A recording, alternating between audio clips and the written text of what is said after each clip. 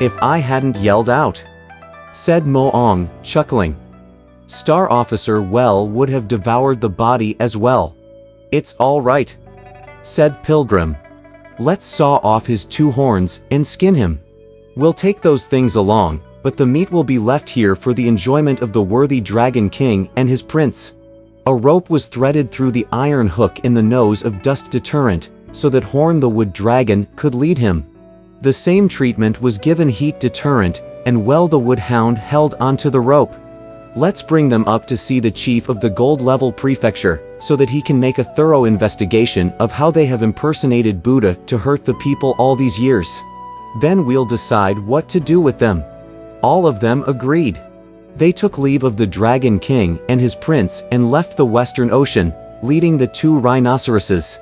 After rejoining Straddler and Dipper, the 2 stars, they mounted the Cloud and Fog to return to the Gold Level Prefecture.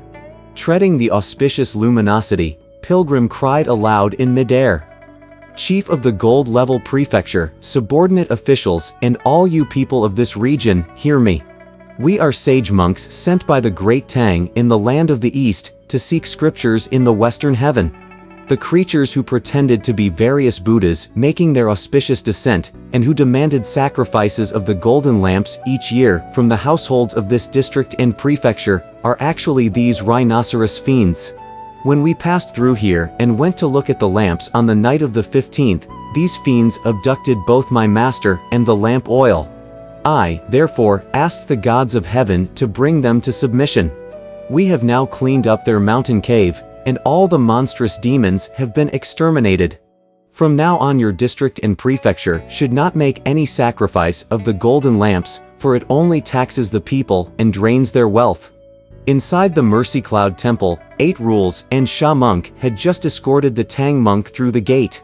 When they heard Pilgrim speaking up in midair, they abandoned their master and their luggage to mount the Wind and Cloud and rise to the sky.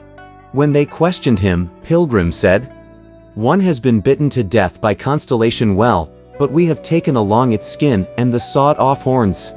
The 2 captured alive are here. We might as well push these 2 down to the city for the officials and the people to see," said 8 Rules. "So that they'll know that we are sages and deities.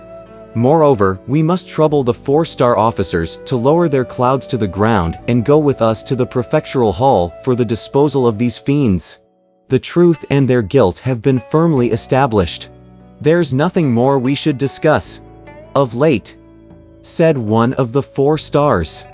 "Marshal Heaven Reeds seems to be quite knowledgeable about principles and shows good understanding of the law." "That's marvelous. Being a priest for some years has taught me a few things," replied 8 Rules. So the various deities pushed the rhinoceroses toward the earth.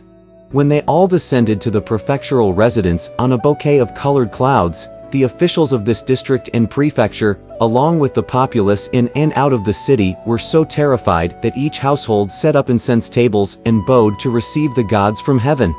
In a little while, the priests of the Mercy Cloud Temple could be seen entering the prefectural residence, also carrying the elder in a palanquin. When he met Pilgrim, he thanked him profusely. "I was beholden to the noble Constellation officers," said the Tang monk, "for having us rescued. But not having seen my worthy disciple has caused me unending concern. Now I truly rejoice in your return in triumph. I would like to know, however, where you chased these fiends before they were captured, since I took leave of my honored master day before yesterday," replied Pilgrim. Old Monkey ascended to heaven to make his investigation. The Gold Star Venus was kind enough to reveal to me that these monstrous demons were actually rhinoceroses, and that I should solicit the help of the 4 wood creature stars. Immediately I memorialized to the Jade Emperor, who gave his permission and his decree for the stars to descend to the cave. We fought there, and they fled. Dipper and Straddler, the 2 constellations, kindly rescued you, while Old Monkey joined Well and Horn, the 2 other constellations, to pursue the monsters. When we reached the Great Western Ocean, we were also indebted to the assistance of the Dragon King, who sent his son to help us with his troops. That's why we were able to capture them and bring them back for trial. The elder could not stop his thanksgiving and commendation. They also saw the magistrate of the district and his various subordinate officials, who were all burning tall precious candles and filling their braziers with incense as they bowed to the sky. After a little while, 8 Rules became so aroused that he whipped out the ritual razor. With one stroke, he cut off the head of dust deterrent, and with another, the head of heat deterrent. Then he took up a saw to saw off their 4 horns. The great sage Sun was even more resolute. He at once gave this order. Let the 4-star officers take these 4 rhinoceros horns up to the region above and present them as tribute to the Jade Emperor when you hand back the imperial decree. As for the 2 horns we brought along, we shall deposit one at the prefectural hall, so that it may be used as a perpetual witness to posterity that the lamp oil levy has been eliminated. We ourselves will take along 1 horn to present to the Buddhist patriarch at the Spirit Mountain.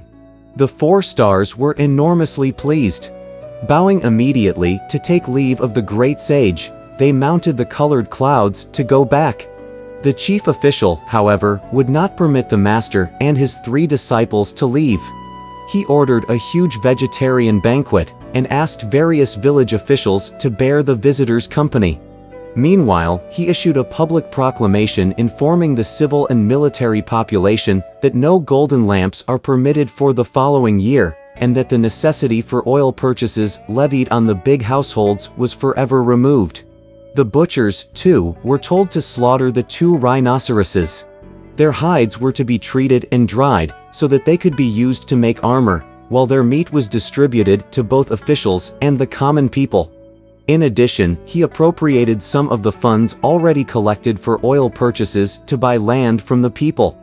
A temple commemorating the 4 stars subjugating the monsters was to be erected, along with living shrines to the Tang monk and his 3 disciples.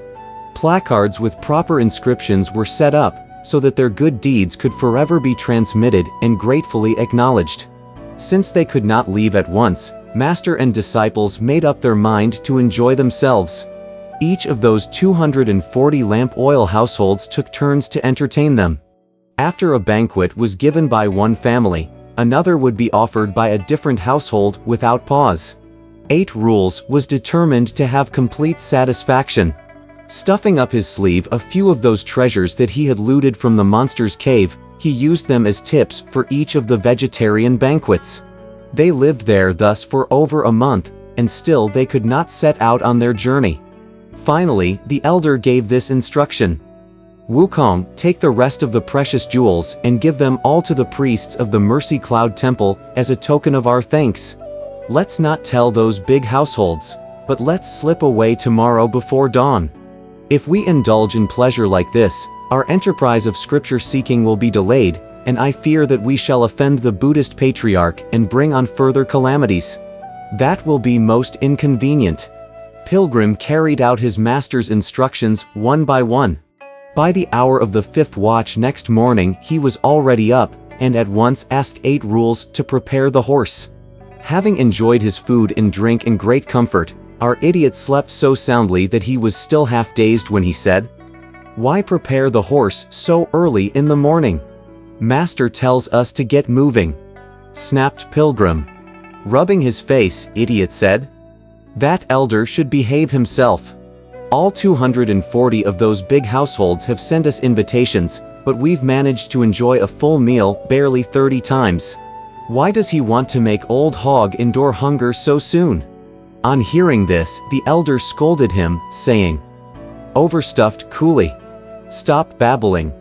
Get up quickly. If you keep up this ruckus, I'll ask Wukong to knock out your teeth with his golden hooped rod." When Idiot heard that, he became completely flustered. This time Master has changed. He cried. Usually he cares for me, loves me, and, knowing that I am stupid, protects me. Whenever elder brother wants to hit me, he pleads for me. Why should he turn so vicious today as to want to beat me? Because Master's offended by your gluttony, said Pilgrim, which has delayed our journey. Hurry up. Pack the luggage and get the horse ready. You'll be spared a beating. As our idiot was truly fearful of being beaten, he leapt up and put on his clothes.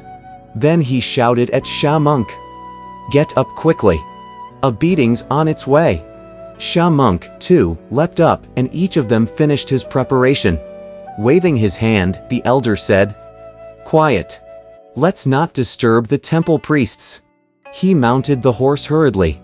After opening the gate, they found their way and left. As they went forth this time, it was truly like opening the jade cage to let the phoenix out, or breaking the gold lock to set the dragon free. We do not know how those households would react by morning. Let's listen to the explanation in the next chapter.